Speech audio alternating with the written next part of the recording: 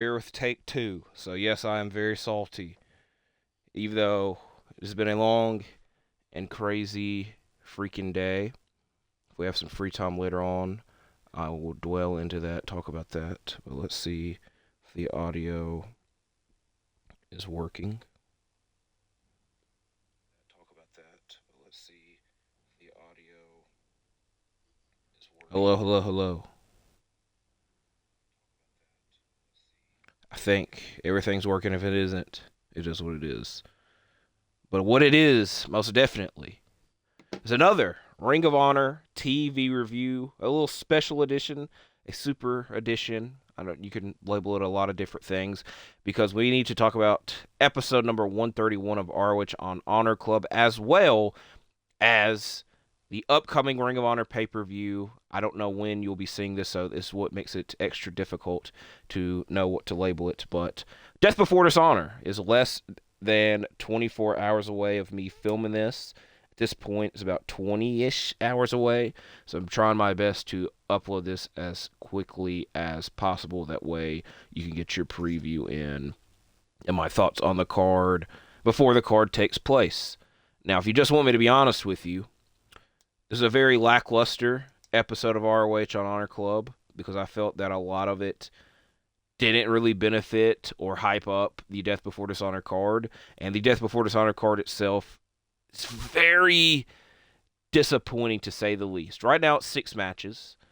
It does suck that a lot of matches just get added at the last minute, which, at least we're getting them. It sucks for me because, it makes it extremely difficult for me to give an opinion of them before they take place, but that is what it is. Point being, as of right now, I got 6 matches to discuss. We'll discuss that after going through episode 131 of ROH on Honor Club. Like I said, it's already take 2 of me trying to film this, so let's go ahead and go through this week's episode. Opening contest, Lance Archer taking on Beef. This is the 3rd week in a row. Might be 4th, but at least the 3rd week in a row that we're seeing Beef compete on ROH. We get a dominant start from Archer early as he slams Beef.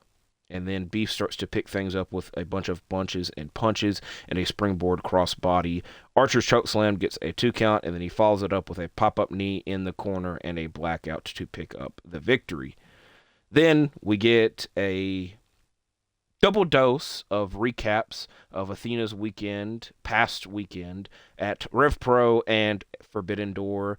We see her promo after her Rev Pro match where she talks about how she's been the most dominant champion in Ring of Honor history, men's or women's champion. And we're almost at 1,000 days of her being champion. I don't know the exact days total, but I remember like 2 or 3 days ago, like there's a graphic that said 990 days. So we're very close to 1,000 days, obviously. And she went to attack her Rev Pro opponent a little bit more when her Death Before Dishonor opponent, Mina Shirakawa, appeared and ran her off holding a kendo stick. And Mina Shirakawa once again appeared during Athena's matchup at Forbidden Door with Toni Storm, which Athena did not win that matchup and did not become a double champion, but she's still looking to hold on to the Women's Ring of Honor Championship when she faces Mina Shirakawa at Death Before Dishonor.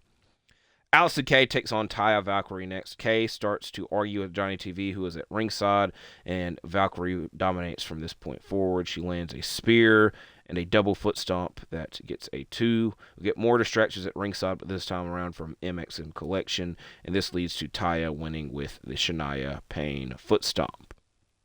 After the matchup, we don't go anywhere, because MXM Collection and Johnny TV stay in the ring because they're going to issue an open challenge, and they somewhat do, but no one accepted, and so they spend that time posing, and they thought that they would fill the time up with posing when the Dark Order come out and accept that open challenge. Once the matchup starts, Uno and Mansoor are the first 2 legal competitors after no code of honor. I want to call a timeout. My neighbor has been moving stuff for like 2 hours. I don't really have a problem with that. But obviously, with me trying to get this Death Before Dishonor review out or preview out as quickly as possible, I delayed it because I was like, oh, they'll be done. It's almost midnight. They're still doing stuff. Again, I don't really have a problem with it. Y'all might have a problem with it. I'm sorry, but it is what it is. That's why I had to say this is take 2 because I had to stop because of something that happened outside. But I digress. MXM Collection, Johnny TV versus the Dark Order. The Dark Order do their own pose, and the fighting goes on the outside with all 6 men. Taya Valkyrie is tossed onto Alex Reynolds at one point and crashing into the barricade.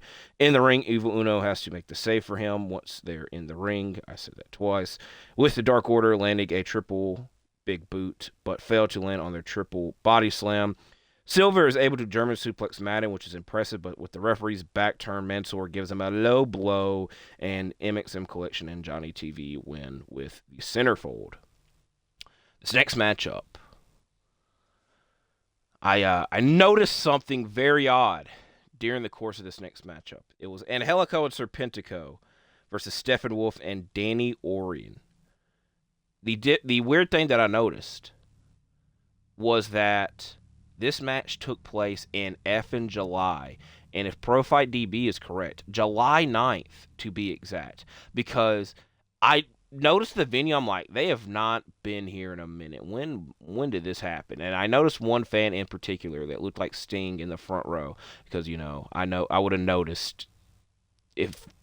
Because obviously it wasn't last week when they were in Cardiff. And it wasn't this week when they're at the 2300 Arena. So, the venue, I was like, something's up. This was before All In. That's what made me notice it. Because up in the sky where they had the All In banner promoting the show, it's still up. This was filmed in effing July. Why did it take so long to upload? I don't really care. I'm spending more time talking about that than the actual matchup because nothing much happened. Angelico and Wolf started off with a technical approach from Angelico, with Wolf landing an elbow drop on Serpentico later on for a 2 count. Lots of roll-ups from Orion and Angelico, with SAP winning after dual submissions. Next thing up, probably the most exciting, second most exciting thing to happen on this episode, and that's saying a lot. The return of QTV. Aaron Solo and QT Marshall are calling out Paul Walter Hauser because of a post that he made talking about that he is one of the quote-unquote boys in the industry and that they don't buy it. And Harley Cameron, who's a former member of QTV, is there, and she is. I think that we could all agree. If we can't, then we can't. But I think we could all agree that Harley Cameron has successfully moved on from this group, and she was kind of like winking and nodding, like acknowledging I've kind of moved on from this group. I didn't even really know that this was a thing. That was her words. But they needed her to just say, roll the footage, and it was to hype up the QTV Paul Walter Hauser match at Death Before Dishonor. Next matchup, Okamura versus Stigma. Arm drags from Stigma early on, following up with 2 dives to the outside. We get a double foot stomp and frog splash in the ring, with Okamura finally retaliating with a Tower of London to pick up the victory. This is a nice little matchup where I felt that Okamura got his ass beat until the very end. It was a nice Tower of London and a nice showcase for Stigma, even though he did not win the matchup. As the main highlight of this week's episode was our main event matchup. It will be in the thumbnail. The Workhorsemen and Adam Priest taking on Misitco, Mascara Dorada, and Neon in a Lucha Rules match. Anytime Misitco competes, I always say that it's a treat and a pleasure to discuss it, and I'm glad to see that the Workhorsemen and Adam Priest are getting a main event matchup. Henry and Misitco start as Henry kicks him after the Code of Honor. The Sky Team deliver Tilt-A-Whirls and Hurricanranas early on. Neon is tumbling all around the ring early on and even to the outside, where he ends up trapped in his opponent's corner when they're back in the ring. Sky Team help him with dives to the outside. We get a Shining Wizard and Frog Splash that give the Workhorsemen a 2 count. We get a form exchange with all 6 men involved. Mascara Dorada gives 2 dives to the outside and the back of the ring for a 2 count, but is soon set up with Misitco applying a La Mystica and an immediate tap out, meaning that El Sky Team win this matchup.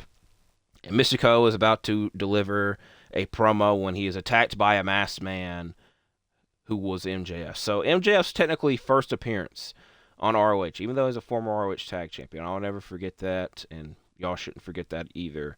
And he just tells Misitco that he is not allowed to show up in his company, which he company and country. He did specify country without being attached. So I think they're doing MJF and Misitco again at a CMLL show, but I don't know which one exactly.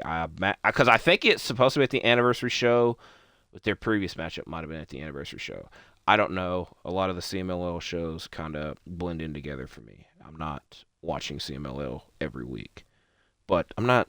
If you do, good on you, because it's a good company and good matches. So overall, a terrible go-home episode of ROH for a pay-per-view, because none of these people that competed tonight have matchups scheduled for the pay-per-view.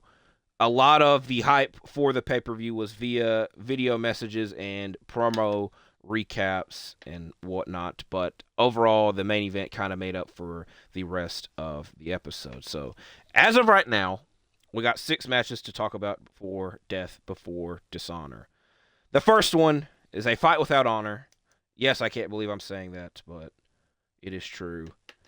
QT Marshall taking on Paul Walter Hauser in what is Paul Walter Hauser's first matchup in Ring of Honor. I know that he's competed in several other places. I don't think I've seen a single Paul Walter Hauser match, and I've told y'all several times, the only movie that I know that I've seen Paul Walter Hauser in is the new Fantastic Four, where I can at least give him credit that the only moment in the movie in which I laughed was him being the Mole Man, which that movie's been out a month. If I spoiled that for you, I apologize, but he at least promoted it. I'm going on, talk about shit that doesn't proclaim to the match. I talked about it last week. I don't like that this is a fight without honor, because the fight without honor used to be a matchup, for intense, like Hangman Page, Swerve Strickland. That is a matchup that would make a great fight without honor, etc. I don't really like it being that way, but I imagine they have a reasoning for doing it and trying to, they have a reason for doing it. Let's just put it that way. So I do expect Paul Walter Hauser to pick up the victory in his Ring of Honor in-ring debut. Next matchup, pure title match. Lee Moriarty taking on Shellua. With these two competing on a match 2 weeks ago in that supersized episode of ROH, where there's the episode and then they had a YouTube episode the next day. They were the main event of the regular TV episode, and it went to a time limit draw. And I mentioned to y'all then that matchup felt like not a lot happened, and it kind of flew by because it went to the 10-minute time limit just to set up this matchup. And I kind of told y'all again, I'm hoping that with that being the case, now that they're having a rematch, they could go a little bit more balls to the wall and have a better performance. But I don't expect Lee Moriarty's pure title reign to end, so I'm picking him to pick up the victory. Now, I know that I'm being very negative on this show. I guess, to be fair, somewhat understandable.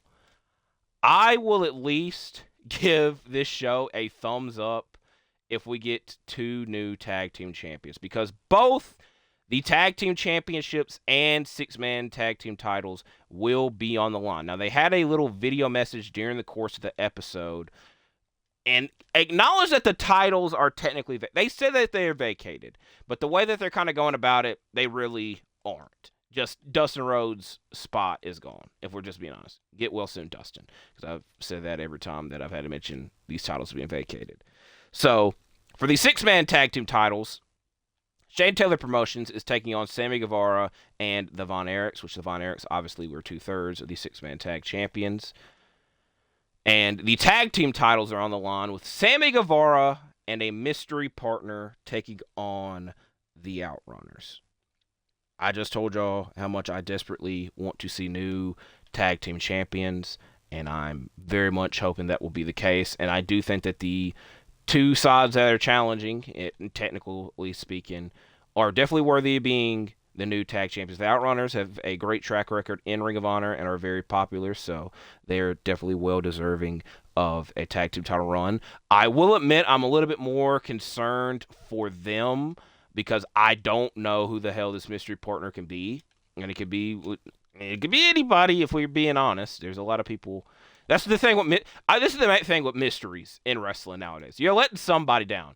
And when you try to impress everybody, you end up impressing nobody because there's going to be somebody disappointed. So, and they're also teaming with Sammy Guevara, if we're just being honest. So, I don't really know how they're going to go in that direction. So, I'm going to pick the Outrunners still.